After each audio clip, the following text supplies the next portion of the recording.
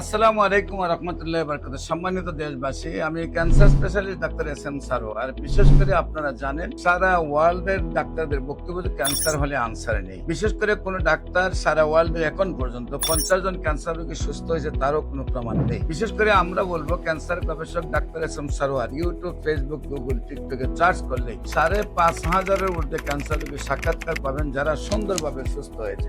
বিশেষ করে দেখবেন যে গলা থেকে পেনিস পর্যন্ত 4-5টা অপারেশন হয়েছে, রোগী একবারে বিছানায় পড়ে গেছিল, তারপরও আল্লাহর রসের সহমতে চিকিৎসা করাতে ক্যান্সার থেকে মুক্ত পেয়েছে। এমনই একজন রোগী সাবেক রেলমন্ত্রী মুজিবুল হক সাহেবের প্রধান গানম্যান মুস্তাফিজুর রহমানের বড় ভাই শেরপুর সদরের হাসু মিয়া।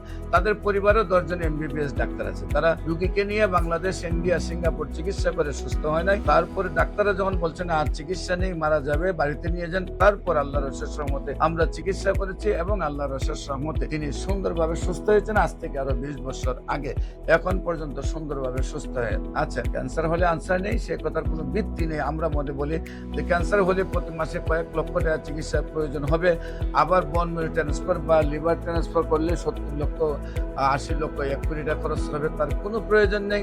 হোমিওপ্যাথিক চিকিৎসায় ক্যান্সার সম্পূর্ণরূপে সুস্থ হয়। বিশেষ করে যে সকল চিকিৎসক মনে করেন ক্যান্সার ভালো হয় না, তাদেরকে বলবো আমাদের সাথে আপনিও আসুন। নিয়মিত 6 মাস আমাদের সাথে থাকলে আপনিও বলবেন ক্যান্সার সম্পূর্ণরূপে সুস্থ হয়।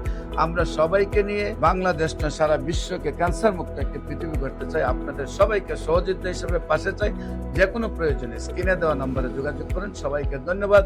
আসসালামু আলাইকুম ওয়া রাহমাতুল্লাহি ওয়া বারাকাতুহু।